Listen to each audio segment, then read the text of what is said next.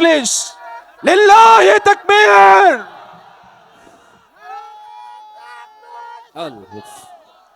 سبيلنا الجهاد طريقنا نعرة التكبير.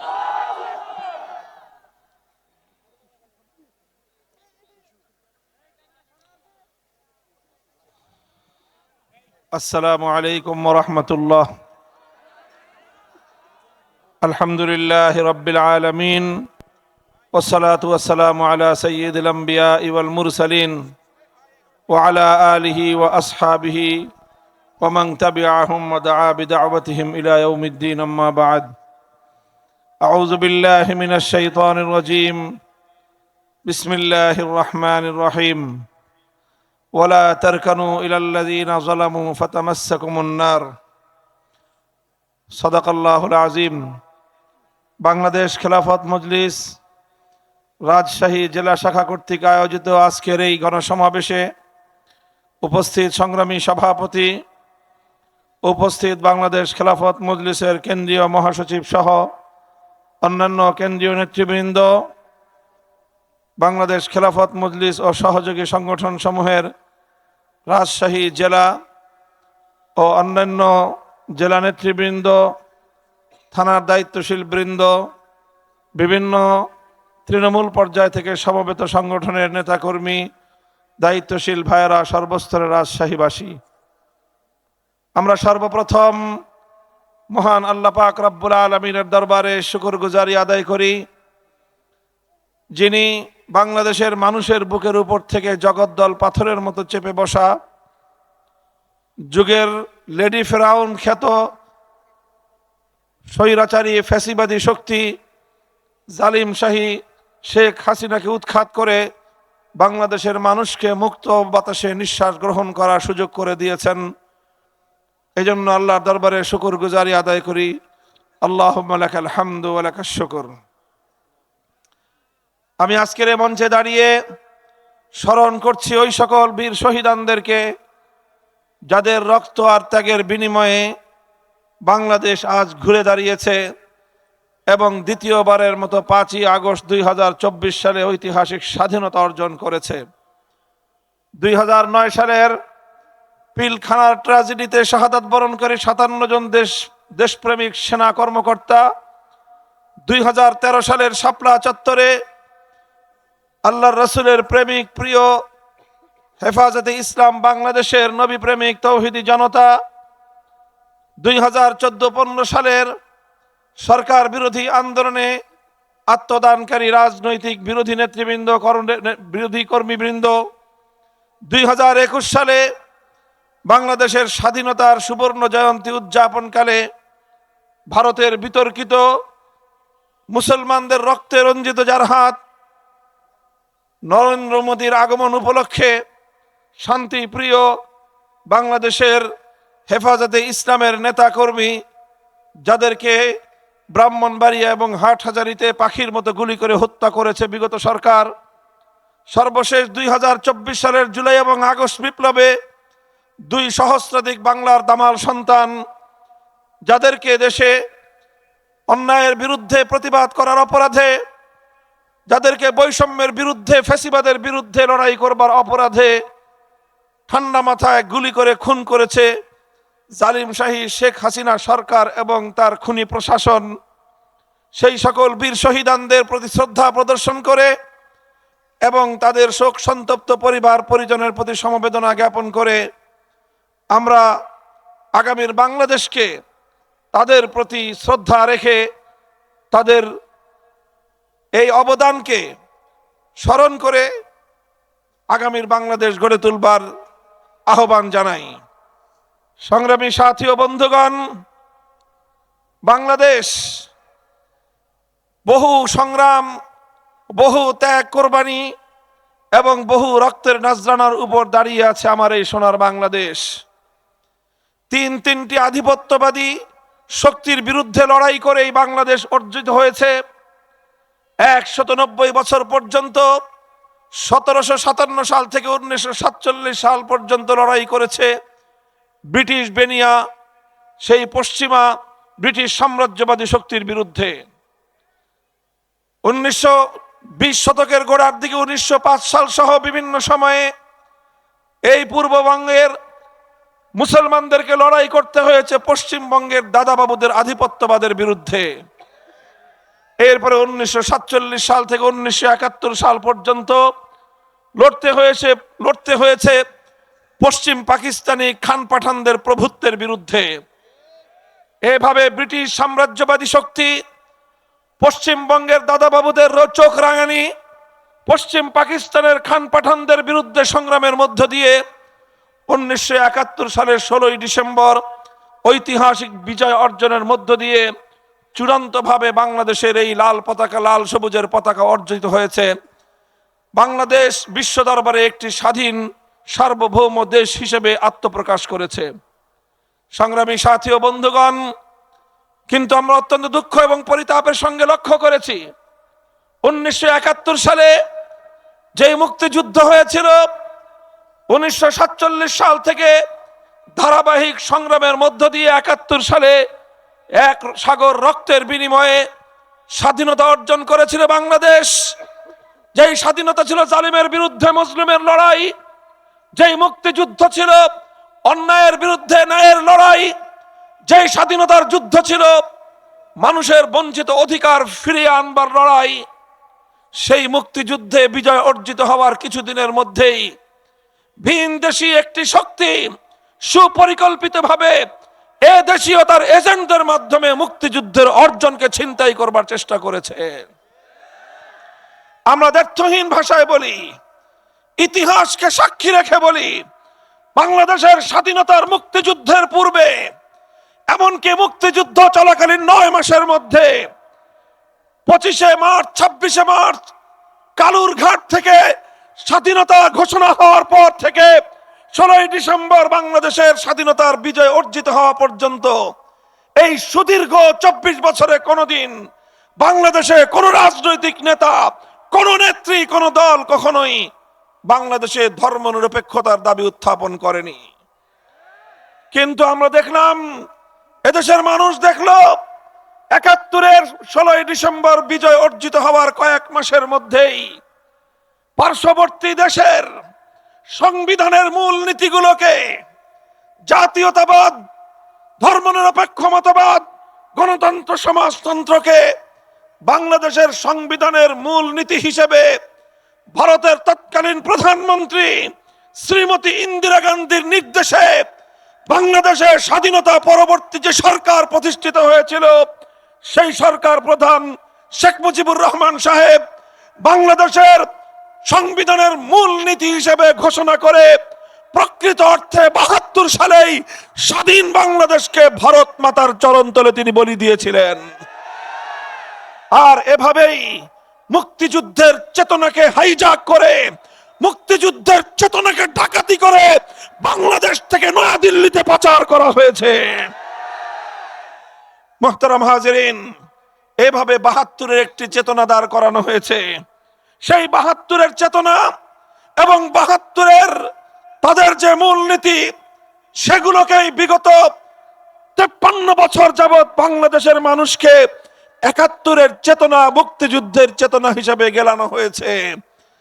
আমি আজ স্পষ্ট ভাষায় বলতে চাই, 71-এর চেতনা এটা ছিল ভিন্ন চেতনা।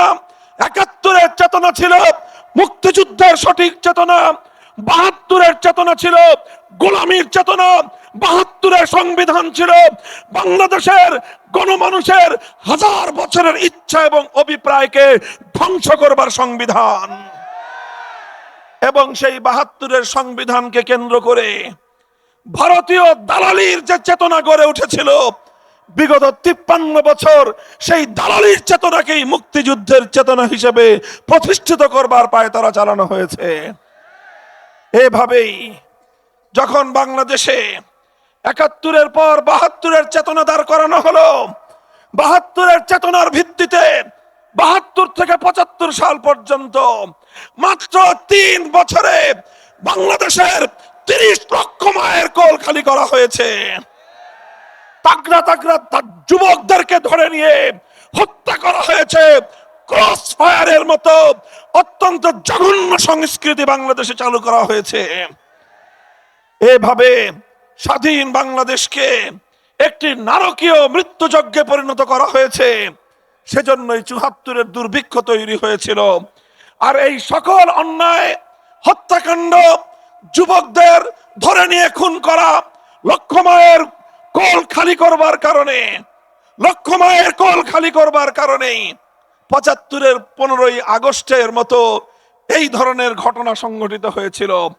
৭৫-এর ১৫ই আগস্ট ছিল ৭২ থেকে ৭৫ পর্যন্ত বাংলাদেশে ৩০,০০০ যুবকদের হত্যা করবার একটি ধারাবাহিক, তারই প্রতিশোধ পরায়ণতার ফলাফল। ৭৫ যখন শেখ মুজিবুর রহমান সাহেব সপরিবারে নিহত হলেন, তার কন্যা শেখ হাসিনা আন্তর্জাতিক গণমাধ্যমে তিনি ঘোষণা করেছিলেন বাংলাদেশের মানুষের কাছ থেকে তিনি প্রতিশোধ গ্রহণ করবেন। তখনই তিনি বলেছিলেন যে দেশের মানুষ তার বাবাকে হত্যা করেছে, সেই দেশের মানুষের কাছ থেকে, তাদের কাছ থেকে তিনি প্রতিশোধ গ্রহণ করবেন। সংগ্রামী সাথী ও বন্ধুগণ, অথচ তিনি একবারও লক্ষ্য করলেন না তার বাবা এবং সেই বাকশালী সরকার যেই ৩০,০০০ মায়ের কোল খালি করেছে, সেই মায়েদের আর্তনাদ এবং হাহাকার তার কর্ণকুহরে পৌঁছেনি। ৭৫-এর ১৫ই আগস্টের পর শেখ হাসিনা রাজনীতিতে আগমন করলেন এবং এই ৫০ বছর পর্যন্ত তিনি যে রাজনীতি করেছেন, সেই রাজনীতির মূল নীতি ছিল দুটি। প্রথম মূলনীতি ছিল বিভাজনের রাজনীতি, দ্বিতীয় মূলনীতি ছিল ষড়যন্ত্রের রাজনীতি, গোলামীর রাজনীতি, দাসত্বের রাজনীতি। তিনি বাংলাদেশ থেকে প্রতিশোধ গ্রহণ করেছেন, প্রতিশোধ গ্রহণ করেছেন বাংলাদেশের জনগণ থেকে, প্রতিশোধ গ্রহণ করেছেন বাংলাদেশের রাষ্ট্র থেকে, এমনকি তিনি প্রতিশোধ গ্রহণ করেছেন তার দল আওয়ামী লীগের কাছ থেকে। অনেকেই হয়তো বিষয়টা আশ্চর্যান্বিত হবেন যে তিনি আওয়ামী লীগের কাছ থেকে কিভাবে প্রতিশোধ নিলেন। আওয়ামী লীগের মধ্যে যদি কোনো বিবেকবান মানুষ থেকে থাকেন, ঠান্ডা মাথায় চিন্তা করে দেখবেন যে শেখ হাসিনা আপনাদের কত বড় ক্ষতি করে রেখে গিয়েছেন। শেখ হাসিনা তার এক বক্তব্যে বলেছিলেন, আজও পর্যন্ত নেট দুনিয়ায় তার সেই বক্তব্য ভাইরাল রয়েছে। তিনি 15ই আগস্টের তার বাবার হত্যাকাণ্ডকে নিয়ে তিনি তার দলের প্রতি ক্ষোভ প্রকাশ করে বলেছিলেন, এত বড় দল, এত নেতাকর্মী, কেউ তো কোথায়, কেউ তো 15ই আগস্টের হত্যাকাণ্ডের পর একজন মানুষ এগিয়ে আসে নাই। সেই লাশ 32 নম্বরে দিনের পর দিন পড়েছিল, কাউকে তো দেখা যায় নাই প্রতিবাদ করতে। তাহলে এত বড় দল থেকে লাভ কি? এই কথার মধ্য দিয়ে আওয়ামী লীগের প্রতি শেখ হাসিনার যে ক্ষোভ এবং তাদের প্রতি যে তার বিদ্বেষ ছিল এবং প্রতিশোধ পরায়ণতার মানসিকতা ছিল, সেটাই ফুটে উঠে। আর সেটাই তিনি বিগত 15 বছরে অক্ষরে অক্ষরে আওয়ামী লীগকে এমন এক জায়গায় নিয়ে তিনি উপনীত করেছেন, আগামী দিনে বাংলাদেশে যেন কেউ আওয়ামী লীগের নাম নিতে সাহস না করে, লজ্জা থাকলে কোনো মানুষ আর আওয়ামী লীগের নাম মুখে উচ্চারণ করবে না। তিনি এমন কাজ করেছেন,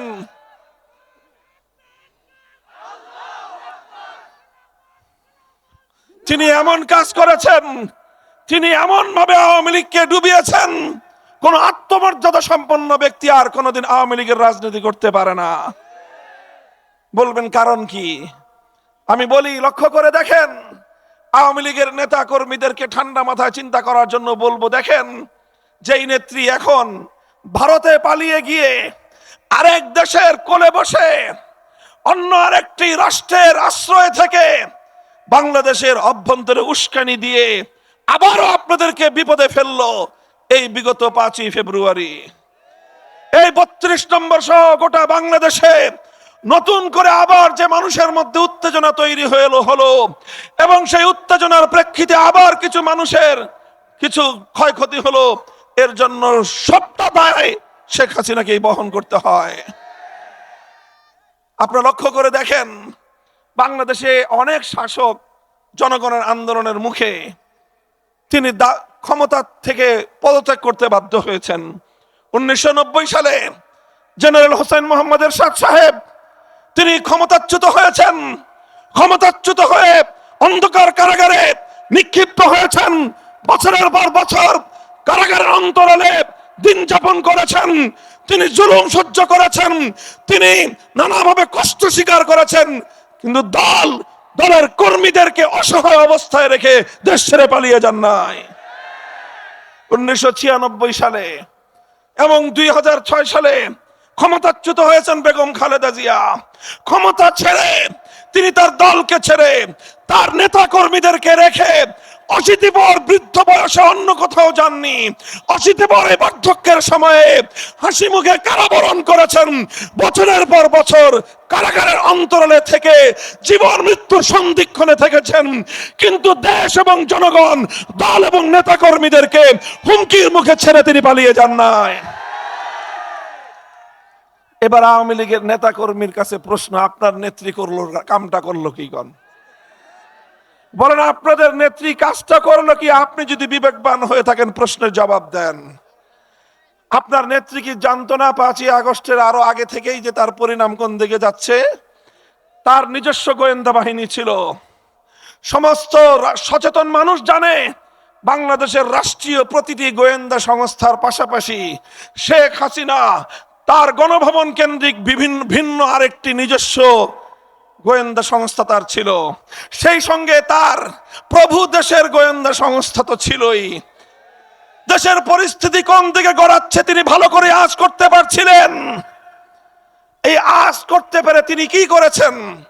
তার দলের নেতা কর্মীর কারো নিরাপত্তার কথা তিনি চিন্তা করেন নাই, বরং অন্তিম মুহূর্ত পর্যন্ত তার নেতা কর্মীদেরকে জনগণের মুখোমুখি দাঁড় করিয়ে দেওয়ার চেষ্টা করেছেন। আজকে দেশ থেকে পালিয়ে গিয়ে আমার পুলিশ ভাইদের জন্য উনি মায়া কান্না করেন। লজ্জা উচিত আপনার। আপনি বাংলাদেশের পুলিশ বাহিনীকে জনগণের মুখোমুখি দাঁড় করিয়ে দেশপ্রেমিক পুলিশদেরকে আপনি বিতর্কিত করেছেন। বাংলাদেশের গণমানুষের জননন্দিত মানুষের আস্থার প্রতিষ্ঠান র‍্যাবকে দিয়ে আপনি আকাশ থেকে জনগণের হেলিকপ্টার থেকে জনগণের বুকে গুলি ছুড়ে র‍্যাবকে বিতর্কিত করেছেন। সর্বশেষ আপনি সেনাবাহিনীকেও বিতর্কিত করার চেষ্টা করেছেন। সেনাবাহিনীকে নির্দেশ দিয়েছিলেন, চালাও গুলি, লক্ষ মানুষ মেরে ফেলো, আমি আমার ক্ষমতার মসনদ আমি অটুট রাখতে চাই। সেনাবাহিনী যখন অক্ষমতা প্রকাশ করেছে তখনই আপনি দেশ ছেড়ে পালিয়ে যেতে বাধ্য হয়েছেন। আপনার কাছে সব তথ্য ছিল। হে আওয়ামী লীগের নেতা কর্মীরা, আপনাদের নেত্রীর কাছে সব তথ্য ছিল। জানতো ডিজিএফআই, এনএসআই সহ এসবি সহ রাষ্ট্রীয় গোয়েন্দা সংস্থাগুলোর রিপোর্টের পাশাপাশি তার নিজস্ব দলীয় গোয়েন্দা সংস্থা, এরপরে তার প্রভু দেশীয় গোয়েন্দা সংস্থার রিপোর্ট তার কাছে ছিল। এই সব থাকার পরেও তিনি একেবারে 4 আগস্ট সন্ধ্যাবেলায়ও তার নেতা কর্মীদেরকে জনগণের বুকে গুলি ছুড়বার নির্দেশ দিয়েছেন। জনগণকে হত্যা করার নির্দেশ দিয়ে প্রকারান্তরে তিনি তার দলের কর্মীদেরকে জনগণের মুখোমুখি যুদ্ধের ময়দানে নামিয়ে দিয়েছেন। আর তলে তলে নিজে লাগেজ গুছিয়েছেন, নিজের লাগেজ গুছিয়েছেন। এর আগে একমাত্র ছেলে জয়কে পার করেছেন, পুতুলকে আরেক দেশে সেটেল করেছেন, নিজের ভাগনা ভাগ্নি যা ছিল সবকে ভিন দেশে সেটেল করেছেন। নিজের একটা বোন ছিল, সেই রেহানাকে দোবগল দাবা করে যা কিছু চুরি চামারি করে আগে তো পাচার করেছেন, অবশিষ্ট যা ছিল 14টা লাগেজের মধ্যে বোঝাই করে হেলিকপ্টার নিয়ে তিনি চম্পট দিয়েছেন।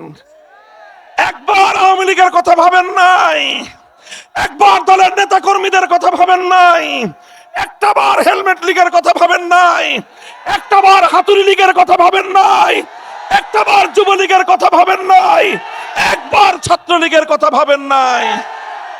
এই ছাত্রলীগ ঐতিহ্যবাহী ছাত্র সংগঠনকে হেলমেট লীগ বানিয়েছিল কে? বলেন, কে বানিয়েছিল? এই ছাত্রলীগকে হাতুড়ি লীগ বানিয়েছিল কে? এদেরকে হাতুড়ি লীগ বানিয়ে, এদেরকে হেলমেট লীগ বানিয়ে জনগণের বিরুদ্ধে যুদ্ধে রেলিয়ে দিয়ে গোটা জনগণের মুখে এদেরকে ফেলে রেখে নিজে নিজের ব্যক্তিগত আর পারিবারিক আখের গুছিয়ে চম্পট দিলেন। এমন স্বার্থপর নেতা কোনদিন একটি দল তো দূরের কথা একটি দেশকে নেতৃত্ব দেওয়ার অধিকার রাখে না।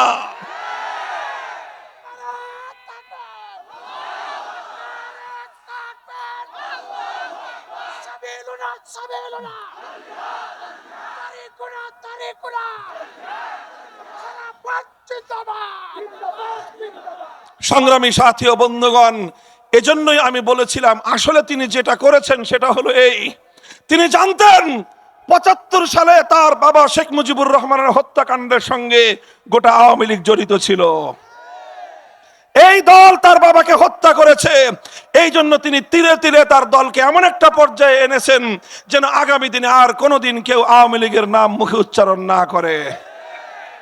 এরপরে আওয়ামী লীগের মধ্যে যদি কোনো বিবেকবান মানুষ থেকে থাকেন, আমাদের উদাত্ত আহ্বান থাকবে, আপনারা যদি রাজনীতি করতে চান, আপনারা এই পরিবারকে যারা দুবার আপনাদেরকে ধ্বংসের মুখে ঠেলে দিয়েছেন, এই বিতর্কিত কাপুরুষ বিরোধ নেতৃত্বের পিছনে আর কোনোদিন রাজনীতি করতে চায়েন না।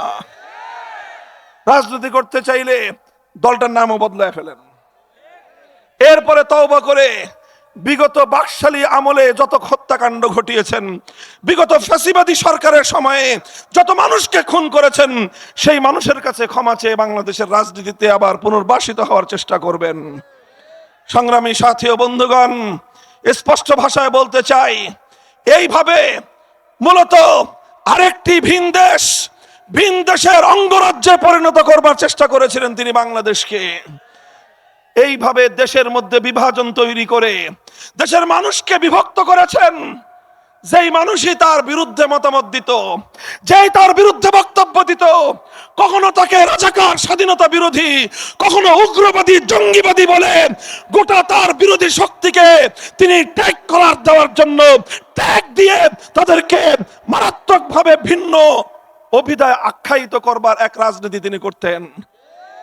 সংগ্রামী সাথী ও বন্ধুগণ, সর্বশেষ দেখেছে দেশের মানুষ, আমার দেশপ্রেমিক ছাত্র জনতা, 4 কোটি ছাত্র জনতা যখন কোটা সংস্কার এবং কোটা বাতিলের ন্যায্য দাবি নিয়ে তারা রাজপথে নামলো, তারা কোটা সংস্কারের ন্যায্য দাবি উত্থাপন করলো, সেই দাবির প্রতি তিনি কিভাবে বৃদ্ধাঙ্গুলি প্রদর্শন করে গোটা বাংলাদেশের 4 কোটি ছাত্র জনতাকে তিনি তার প্রতিপক্ষ হিসেবে সাব্যস্ত করে ন্যায্য অধিকারের দাবির করবার অপরাধে তাদের সকলকে নিকৃষ্ট অভিধায় রাজাকারের বাচ্চা বলে গালি দিলেন। এটা ছিল শেখ হাসিনার সর্বশেষ ট্যাগিং এর রাজনীতির শিকার। তখন বাংলার 4 কোটি ছাত্র জনতা বলল, যদি ন্যায্য অধিকার চাইলে রাজাকার হতে হয়, যদি দেশের জনগণের পক্ষে কথা বললে যদি রাজাকার হতে হয়, বৈষম্যের বিরুদ্ধে কথা বললে যদি রাজাকার হতে হয়, একসঙ্গে রাতের গভীরে বাংলার প্রতিটি শিক্ষাঙ্গন থেকে আওয়াজ উচ্চারিত হলো, আমি কে তুমি কে। সেদিনই শেখ হাসিনার বিভাজনের রাজনীতি আমার ছাত্র জনতার কাছে পরাস্ত হয়েছে। সংগ্রামী সাথী ও বন্ধুগণ, জুলাই এবং আগস্টের যে বিপ্লব হয়েছে, এই বিপ্লবকে ভালো করে বুঝতে হবে, এই বিপ্লবকে অনুধাবন করতে হবে। মনে রাখতে হবে, ৭১ সালের আমাদের মুক্তিযুদ্ধের বিজয়কে যেভাবে ছিনতাই করা হয়েছে, ২৪ জুলাই আগস্টের বিপ্লবকেও ছিনতাই করবার পায়ে তারা চলছে। এবারের এই বিপ্লবের অর্জনকে যদি কেউ ছিনতাই করতে চায়, বুকের রক্ত দিয়ে ষড়যন্ত্রকে রুখে দাঁড়াতে হবে। সংগ্রামী সাথী ও বন্ধুগণ, জুলাই আগস্টের যে বিপ্লব হয়েছে, এই বিপ্লবের অন্যতম প্রতীকী একটি চিত্র ছিল কি, আমরা বাংলাদেশের প্রতিটি শহরে দেখেছি, প্রতিটি জেলা শহর, বিশেষ করে বিভাগীয় শহরগুলোতে একটি অভিন্ন কমন চিত্র মানুষের চোখে ধরা পড়েছে। মিডিয়াতে বারবার এই দৃশ্যগুলো দৃশ্যমান হয়েছে। আমার দামাল ছেলেরা, এই ছেলেরা সমস্ত বিভাজনকে ভুলে গিয়ে স্কুল থেকে ছাত্ররা এসেছে, কলেজ ইউনিভার্সিটি থেকে ছেলেরা এসেছে, আলিয়া মাদ্রাসা থেকে আমার সন্তানরা এসেছে, কওমি মাদ্রাসা থেকে আমার ছাত্ররা এসে ভেদাভেদের সকল দেয়ালগুলো ভেঙে গুড়িয়ে দিয়েছে। হাতে হাত রেখে টেকনাফ থেকে তেতুলিয়া পর্যন্ত তারা ঐক্যের একটি মজবুত দেয়াল তৈরি করেছে। তারা রাজপথে স্লোগান তুলেছে বৈষম্যের বিরুদ্ধে, অন্যায়ের বিরুদ্ধে, ফ্যাসিবাদের বিরুদ্ধে, স্বৈরতন্ত্রের বিরুদ্ধে। যতবার তারা স্লোগান তুলেছে, প্রতিবার তাদের এই আওয়াজকে স্তব্ধ করে দেওয়ার জন্য ছাত্রলীগ, যুবলীগ এবং তার পেটোয়া সন্ত্রাসী লীগের পক্ষ থেকে বুলেটের আঘাতে আমার সন্তানদের বুকগুলো ঝাঁঝরা করা হয়েছে। বাংলার প্রতিটি শহরের রাজপথের পিচ ঢালা রাজপথ তাদের রক্তে রঞ্জিত হয়েছে। কখনো আবু সাইদের রক্তে রংপুরের মাটি, কখনো মীর মুগ্ধের রক্তে ঢাকার রাজপথ রঞ্জিত হয়েছে। যে রাজপথ আমার সন্তানদের শহীদি রক্তে রঞ্জিত হয়েছে, যখনই নামাজের সময় হয়েছে আমার দামার সন্তানেরা সেই রাজপথে দাঁড়িয়ে আল্লাহু আকবার আল্লাহু আকবার আজানের ধ্বনিতে বাংলার আকাশ বাতাস মুখরিত করেছে। এরপরে তারা একজন ইমাম হয়ে বাকিরা রাজপথে সারিবদ্ধভাবে দাঁড়িয়ে তারা জামাতের সাথে নামাজ আদায় করে সেই পিচ ঢালা পথ যেখানে তাদের শাহাদাতের রক্ত ঝরেছে সেই পথকে, সেই পিচ ঢালা রাজপথকে যায় নামাজ বানিয়ে আল্লাহর দরবারে সেজদায় লুটিয়ে পড়েছে। জুলাই এবং আগস্টের বিপ্লবের এর চেয়ে বড় কোনো প্রতীকী চিত্র নাই, এর চেয়ে বড় কোনো প্রতীকী চিত্র নাই। সর্বশেষ আগস্ট বিপ্লবের প্রতীকী চিত্র দেখা গিয়েছে 2024 সালের 5ই আগস্ট। বাংলার মানুষ যখন সেই মহা সুসংবাদ পেল বেলা 2টার দিকে শেখ হাসিনা পালিয়েছে। কথা বলেন ঠিক না বেঠিক? 1 ঘন্টার মধ্যে টেকনাফ থেকে তেতুলিয়া একটা দৃশ্যই মঞ্চায়িত হয়েছে। কোন নেতার ঘোষণা লাগে নাই, কোন আলেমের আহ্বান প্রয়োজন হয় নাই। গোটা বাংলার তাওহীদি জনতা, বিপ্লবী জনতা টেকনাফ থেকে তেতুলিয়া ভাস্কর্য নামক যতগুলো মূর্তি বাংলার মুসলমানদের জনপদে ছিল ভেঙ্গে গুড়িয়ে দিয়েছে। তারা মুসলমানদের জনপদ থেকে ভাস্কর্য নামক মূর্তিগুলো ভেঙ্গে গুড়িয়েছে, কিন্তু কোন হিন্দুদের মন্দিরে তাদের উপাসনালয়ে রক্ষিত মূর্তির গায়ে ফুলের টোকাও দেয়নি। যুগপৎ দুটি এই চিত্র বাংলাদেশের মানুষকে মনে রাখতে হবে। আগস্টের বিপ্লব ছিল অসাম্প্রদায়িক বিপ্লব, আগস্টের বিপ্লব ছিল সকল ধর্ম বর্ণের সকল মানুষের সম্মিলিত বিপ্লব। আর দ্বিতীয় প্রতীকী চিত্র ছিল হিন্দুদের মন্দিরে আঘাত করে নাই, তাদের প্রতিমা তাদের মূর্তি ভাঙে নাই, মুসলমানদের জনপদে কোনো মূর্তি আস্ত রাখে নাই। 5 তলার সমান বিশাল দেবতা দাঁড় করিয়ে রেখেছিল, ওই দেবতার গলায় রশি বেঁধে রাজপথে ভূপাতিত করা হয়েছে। কোথাও সেই দেবতার মাথায় উঠে বাংলার তাওহীদি জনতা পেশাব করে চরম লাঞ্ছনাকর তাদেরকে উপহার পেশ করা হয়েছে। এগুলো ছিল আগস্ট বিপ্লবের বৈশিষ্ট্য। কাজে আজ আমি বলতে চাই, আগস্ট বিপ্লবের 6 মাস পরে কেউ যদি আজ আগস্ট বিপ্লবকে, জুলাইয়ের বিপ্লবকে ভিন্ন খাতে প্রবাহিত করবার চেষ্টা করা হয়, দেশপ্রেমিক জনতা সেই অপচেষ্টাকে রুখে দিবে, অপচেষ্টাকে রুখে দিতে হবে।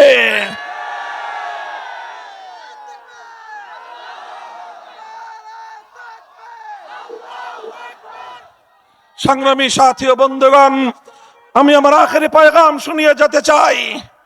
পার্শ্ববর্তী দেশ, আমাদের প্রতিবেশী দেশকে আমরা বলবো, আপনারা আমাদের এখান থেকে পলাতক শত শত খুনের মামলার ওয়ারেন্টভুক্ত আসামি, যার বিরুদ্ধে গ্রেফতারি পরোয়ানা জারি করেছে বাংলাদেশের আদালত, সেই পলাতক আসামিকে আপনারা প্রশ্রয় দিয়ে ক্ষান্ত হননি, তাকে আপনারা বধূর মতো যত্ন করে রাখছেন। রাখেন, আপনাদেরকে 16-15 বছর যেই সার্ভিস দিয়েছে, গোটা বাংলাদেশটাকে আপনার হাতে তুলে দিয়েছে। তার পররাষ্ট্রমন্ত্রী বলেছিল ভারতের সাথে বাংলাদেশের তথা নরেন্দ্র মোদীর সাথে হাসিনা সরকারের সম্পর্ক নাকি স্বামী স্ত্রীর মতো। এটা পররাষ্ট্রমন্ত্রী আব্দুল মোমিনের বক্তব্য। আর বলেছে ওই স্বামীর দেশকে স্ত্রীর দেশ যা দিয়েছে তা নাকি কোনোদিন স্বামীর দেশ ভুলতে পারবে না, এবং তাই এখন তাদেরকে সার্ভিস দিতে হচ্ছে। সার্ভিস দেন, মনে রাখবেন আপনার কোলে বসে আমার বাংলাদেশের অভ্যন্তরীণ বিষয়ে যদি এভাবেই নাক গলাতে থাকে, বাংলার মানুষ আপনার সঙ্গে সৌজন্যতামূলক কোনো কূটনৈতিক সম্পর্ক রাখতে পারবে না। আপনাকে আমার দেশের পররাষ্ট্রনীতির প্রতি শ্রদ্ধা প্রদর্শন করতে হবে, কূটনৈতিক সৌজন্যতা রক্ষা করতে হবে। আর যদি আমার বাংলাদেশকে মনে করেন আপনার কৃতদাসীর আমলের মতো আমার বাংলাদেশের স্বাধীন পতাকা এভাবেই আপনারা অগ্নিসংযোগ করবেন, আমার আগরতলার উপহাই কমিশনে আপনারা এভাবেই আক্রমণের পর আক্রমণ শানিয়ে যাবেন, বাংলার শাহজালালের সন্তানরা নীরব বসে থাকবে না, নীরব বসে থাকবে না।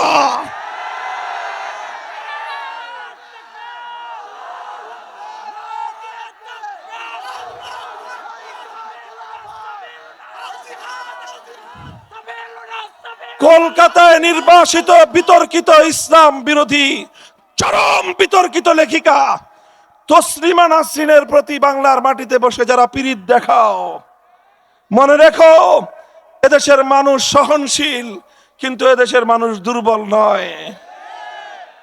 তুমি এখনো আগস্ট বিপ্লবের পরে ফ্যাসিবাদ বিরোধী এই বাংলার মাটিতে বসে আগস্ট বিপ্লবের পর এদেশের মুসলমানদের বুকের উপর দাঁড়িয়ে শেখ হাসিনাকে আবার তসলিমা নাসরিনের মতো কুখ্যাত লেখিকাকে আবার তুমি বাংলাদেশের মাটিতে প্রকাশ্যে তুমি এখানে পুনর্বাসন করবার চেষ্টা করবে, এদেশের মানুষ সেটা কোনোদিন বরদাস্ত করবে না।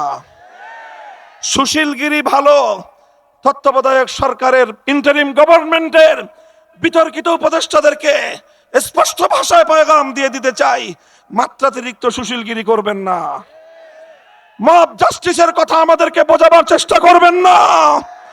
আমরা 2013 সাল থেকে 21 সাল পর্যন্ত রাজপথে রক্ত দিয়ে আজ পর্যায়ে দাঁড়িয়েছি।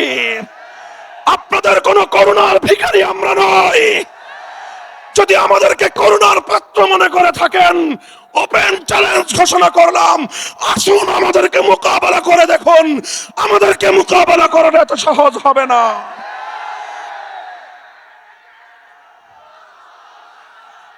সংগ্রামী সাথী ও বন্ধুগণ, আমরা দ্ব্যর্থহীন ভাষায় বলি, এদেশে আমরা ইসলামকে নিয়ে বাঁচব, ইসলামের গৌরব নিয়ে বাঁচব, ইসলামের ঝান্ডা সমুদ্দিন করেই বাঁচব আমরা। মনে রাখতে হবে, ঐতিহাসিকভাবে বিগত 250 বছরের ইতিহাস প্রমাণ করে বাংলাদেশ এবং বাংলাদেশের স্বাধীনতা এবং ইসলাম এক সূত্রে গাঁথা। মনে রাখবেন, বাংলাদেশের স্বাধীনতা এবং ইসলাম এক সূত্রে গাঁথা। যদি বাংলাদেশে ইসলাম আক্রান্ত হয়, বাংলাদেশের স্বাধীনতা বিপন্ন হবে। সুতরাং বাংলাদেশে যারা ইসলাম বিরোধী তারাই স্বাধীনতার বিপক্ষ শক্তি। যারা বাংলাদেশে ইসলামকে সহ্য করতে পারে না তারাই বাংলাদেশের স্বাধীনতার দুশ্মন। মনে রাখবেন, আমরা ছাড় দেব কিন্তু ছেড়ে দিয়ে কথা বলবো না। আমাদেরকে যদি বারবার ঘায়েল করবার চেষ্টা করা হয়, মনে রাখবেন বাংলাদেশে আমরা ভাড়াটিয়া হিসেবে বসবাস করি না। রক্তের বিনিময়ে কেনা এই জমিনে আমরা মালিকানার দাবি নিয়ে, অধিকার নিয়ে আমরা বসবাস করি। ফ্যাসিবাদের দোসর, ভিনদেশী ক্রীড়নক, ইসলাম বিরোধী অপশক্তি, এর সকল রসুনের গোড়া এক জায়গায়, সব রসুনের গোড়া এক জায়গায়। শেখ হাসিনার গোড়া যেখানে, তসলিমা নাসরিনের শেকরের গোড়াও সেখানে। কাজেই শেখ হাসিনা এবং তসলিমা নাসরিন যৌথ প্রযোজনায় বাংলাদেশের অভ্যন্তরে তারা আবার নতুন করে বিশৃঙ্খলা সৃষ্টির পায় তারা চালাচ্ছে। তাদের এদেশীয় দোসরেরা তসলিমা নাসরিনের নামে শেখ হাসিনাকে বাংলাদেশে পুনর্বাসিত করবার পায় তারা করলে বাংলাদেশের মানুষ সেটাকে রুখে দেবে ইনশাআল্লাহ।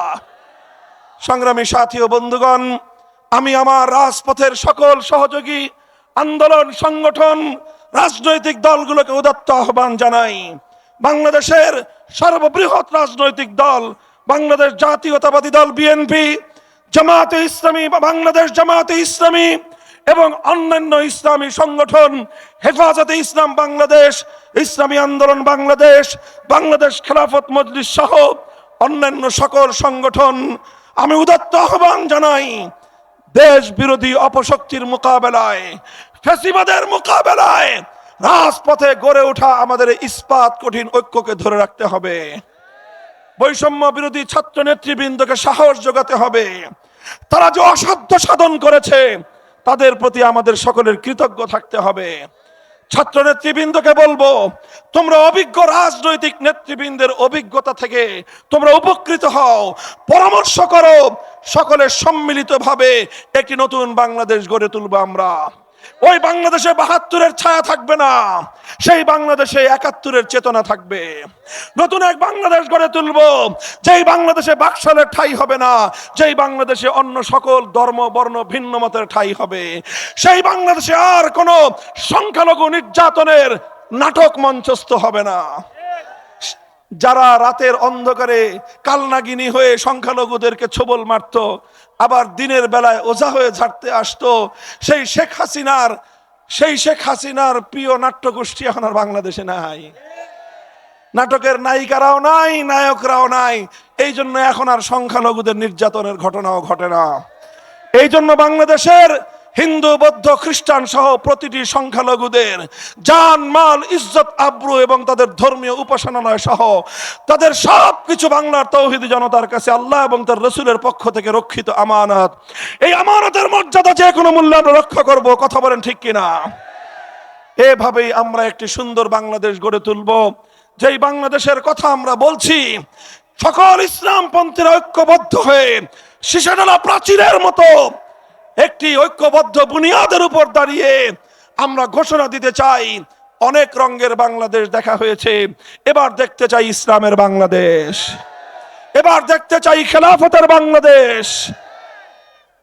আমরা একটা আন্দোলন করেছি গোটা দেশ বৈষম্যহীন বাংলাদেশ গড়বার জন্য। কথা বলেন ঠিক কিনা? আমরা বলতে চাই, বৈষম্যহীন চূড়ান্তভাবে ইনসাফপূর্ণ বৈষম্যহীন দেশ গড়তে হলে মানব রচিত কোন তন্ত্র মন্ত্র দিয়ে সেটা সম্ভব নয়। চূড়ান্ত বৈষম্যহীন সমাজ গড়বার একমাত্র নিশ্চয়তা রয়েছে সৃষ্টিকর্তা মহান আল্লাহ প্রদত্ত রাজনৈতিক বন্দোবস্তের মধ্যেই। আল্লাহ প্রদত্ত রাজনৈতিক ব্যবস্থার নামই হলো খেলাফতের রাজনৈতিক ব্যবস্থা। রাজশাহী বিভাগীয় শহরের এই দেশের এই অঞ্চলের যতদূর পর্যন্ত মাইকে আমার আওয়াজ যাচ্ছে, আমি গোটা রাজশাহী নগরবাসীকে বলতে চাই, আসুন আমাদের হাতে হাত রাখুন। বাংলাদেশ খেলাফত মজলিস, বাংলাদেশ খেলাফত যুব মজলিস, বাংলাদেশ খেলাফত শ্রমিক মজলিস, বাংলাদেশ খেলাফত ছাত্র মজলিস প্রতিটি কাফেলার পতাকা তলে যার যার সুবিধা মতো সংঘবদ্ধ হয়ে আগামীর বাংলাদেশকে আমরা গড়ে তুলব ইনশাআল্লাহ। আমরা একটি বৃহত্তর ঐক্য গড়ে তুলে উদারতার ভিত্তিতে দেশপ্রেমিক সকল শক্তিকে নিয়ে আগামীর সুন্দর সমৃদ্ধ বাংলাদেশ গড়ে তুলব ইনশাআল্লাহ। আপনারা আমাদের সাথে থাকবেন তো? আল্লাহ পাক আপনাদের সকলকে কবুল করুন। আজকের এই চমৎকার সমাবেশ বাস্তবায়নের জন্য বাংলাদেশ খেলাফত মজলিস রাজশাহী জেলা শাখার নেতৃবৃন্দকে আমি আমার পক্ষ থেকে আন্তরিক অভিনন্দন জানাই, শুকরিয়া জ্ঞাপন করি। আল্লাহ পাক রব্বুল আলামিন সকলকে উত্তম বিনিময় দান করুন। সুবহানাল্লাহি ওয়া বিহামদিহি, সুবহানাকা আল্লাহুম্মা বিহামদিক, আশহাদু আল্লা ইলাহা ইল্লা আনতা আস্তাগফিরুকা ওয়া আতুবু ইলাইক। ইয়া হাইয়্যু ইয়া কাইয়্যুম বিরহমাতিকা নাস্তাগীস। আল্লাহ সমাবেশকে আপনি কবুল করে নিন। আপনার জমিনে আপনার দ্বীনকে খেলাফত বাস্তবায়ন করবার জন্য আল্লাহ আমাদেরকে তৌফিক এনায়েত করেন। ربنا تقبل منا إنك أنت السميع العليم. سبحان ربك رب العزة عما يصفون وسلام على المرسلين. الحمد لله رب العالمين.